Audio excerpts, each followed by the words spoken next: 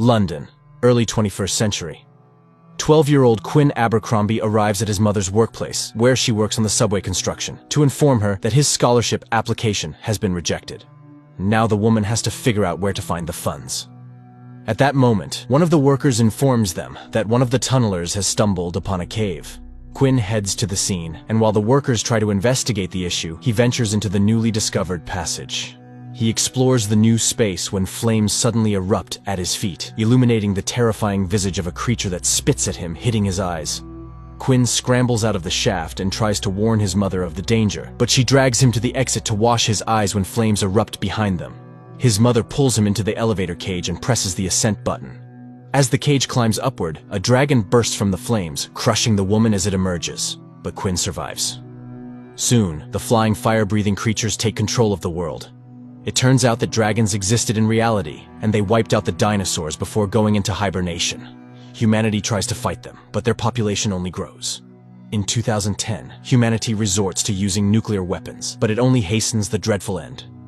By 2020, Earth lies in ruins, and the few remaining survivors live in a medieval-like existence, devoid of the comforts of civilization. A grown-up Quinn is now the leader of a small group of survivors in England. They take refuge in a small castle in Northumberland, trying to avoid direct confrontation with the dragons. However, the dragons constantly attack, and the human population dwindles. One day, Quinn's assistant reports that one of their group members, Eddie, and his children intend to go in search of a harvest. Quinn tries to persuade the recklessness of the plan, emphasizing that it's not the right time as the dragons are active and the harvest isn't fully ripe, which means there won't be seeds for the next planting. But Eddie is aggressive and refuses to accept that others are living under similar conditions. Quinn stops him, taking away the keys to the vehicle. In the evening, Quinn and his friend Creedy put on a performance for the children based on Old English legends, and then they all pray. The children repeat the words containing instructions for actions in case of dragon sightings.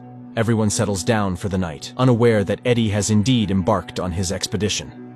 He gathers 4 adult children and goes to the vegetable plantations. People rush for fresh produce, while an alarm is raised at the fortress. Dragons are spotted on the horizon. People evacuate the children into secure basements when one of the women reports Eddie and his children missing, just as they come under attack by the dragons. One of the sons instantly perishes, and Eddie gathers the remaining survivors, unable to escape from the engulfed area by fire, waiting passively for their demise. However, Quinn and his people come to their rescue, having reached them in a fire truck and managing to repel the dragon with water.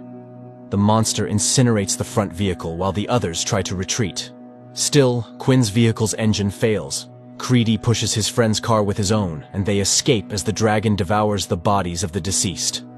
A day later, the radio operator intercepts conversations of unknown individuals. Quinn calls for a general assembly, as these could be marauders, no better than dragon attacks. Everyone capable of bearing arms heads out to confront the potential threat. Soon, several vehicles bearing U.S. Army insignias approach the Citadel gates. A man steps out and demands to see the leader.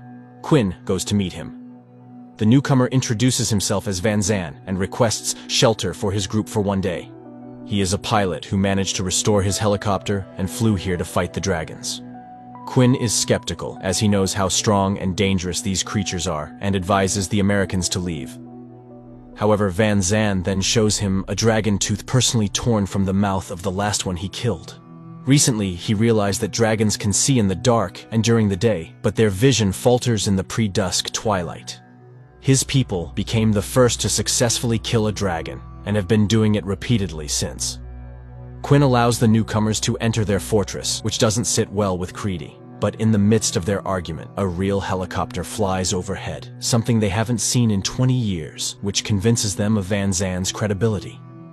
The girl, pilot Alex, reports that there are no dragons in the vicinity, and they can rest for now. Her companions are archangels, and their lifespan is only 17 seconds after jumping from the helicopter. They fight the enemy using nets, throwing them onto the dragons. Later, Quinn introduces Alex to Jared, the child he found in one of the villages when he was very young. The girl is impressed, as few people care for others nowadays.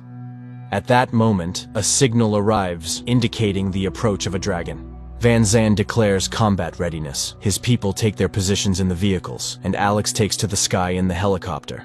But for safety, she requires the readings of beacons that one of the fighters needs to set up. A guy on a motorcycle is dispatched to carry out the order and activates 2 beacons, while Van Zan instructs the net throwers not to deploy their parachutes until they are sure the creature is on the ground. But then the guy with the beacons perishes, unable to install the last device in time.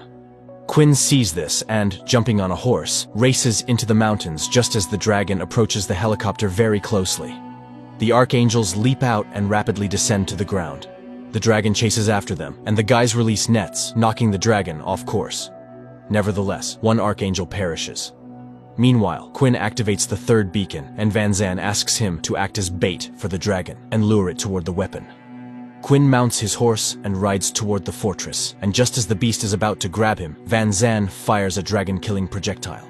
The creature falls to the ground. In the evening, the people celebrate this victory. However, the arrival of Van Zan dampens their spirits. He reminds them that it's too early to celebrate, especially considering the loss of his people who need a proper burial.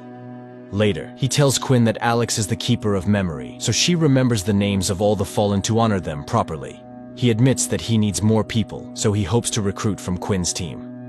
Alex explains that their chemist managed to identify the composition of dragonfire, which is identical to napalm, and that all dragons are females that reproduce from a single male, presumably based in London. Killing him would eventually put an end to their population. Quinn believes that a trip to London is unreal because the creatures have excellent memory and can trace where people come from to destroy all remaining survivors. He refuses to risk his people's lives, having seen the very first dragon in the tunnel where his mother died and knowing its power.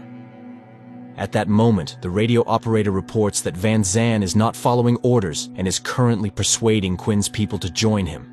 The leader rushes to the platform where the American urges the men to take up arms and resist the dragons.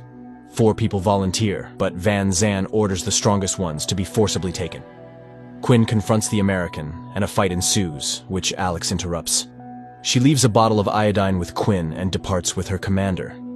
As Quinn tends to his wound, he sees Jared packing his belongings as he intends to become an archangel.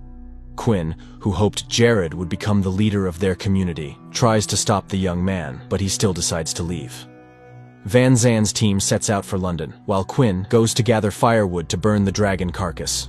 Jared joins him, having decided to listen to the man who saved his life after all. During the night, Quinn re-examines the dragon and finds an egg, confirming the truth of Van Zan's words. At the same time, Van Zan's group approaches the outskirts of London, where they come under attack by a massive dragon, resulting in the death of nearly the entire military group. Alex calls for Van Zan, but there is no response. The Citadel's radio operator intercepts these negotiations, while Alex lands and finds her commander, who is in shock over the dragon destroying the entire column in a single strike. Meanwhile, the dragon flies towards the location where Van Zan's group came from and attacks Quinn's fortress. Quinn orders the children to hide in a shelter equipped with a fire suppression system. They manage to evacuate almost everyone when the dragon releases a powerful blast. Creedy manages to close the metal doors behind Quinn but perishes in the flames. To calm the screaming, frightened children, the leader recalls the words of their constant prayer for salvation from dragons. Later, Quinn hears banging and rushes to the door in the hope that Cruddy survived, but instead he finds Van Zan and Alex, who have returned to the Citadel. Van Zan gathers all the remaining weapons because now Quinn insists on the dragon's destruction. They need to reach London at twilight, so they will use a helicopter for the journey. Van Zan leaves Jared in charge, and the trio takes off. Upon arrival, the people are horrified by the number of creatures and witness a male dragon devouring its own kind. It appears that they lack food, making the creatures even more dangerous. Quinn suggests approaching the lair through underground tunnels. They head underground, clearing the passages ahead with gunfire. Van Zan gives Quinn special bolts, equipped with powerful charges capable of killing a dragon. To do this, they need to wait for the moment when the monster breathes fire, as that's when its chest is vulnerable. The problem is that these bolts have a range of only 15 meters, so the one who attempts this task is often killed. The group emerges from the tunnels and engages in a deadly battle with the male dragon. Van Zan intends to climb a tall chimney and asks Alex to lure the dragon away while Quinn waits for the monster on the ground. The team splits up to execute the plan. However, upon reaching the designated location, Quinn discovers that he has lost the bolts. Meanwhile, Van Zandt climbs up the chimney and shouts for Alex. She runs, luring the dragon, and the soldier shoots, but the gunfire doesn't do much damage to the dragon. So, Van Zandt charges at it with an axe and perishes. Alex manages to reach Quinn, who admits he is weaponless, and they take cover in the ruins. They try to evade the dragon, which is hunting them, and make a dash towards the location of the destroyed trucks. Alex spots a bolt under the bottom of one of the vehicles, and while Quinn retrieves it, she distracts the dragon. Quinn loads the crossbow and, emerging from cover, manages to shoot the dragon directly in the mouth. There is an explosion, and the creature perishes.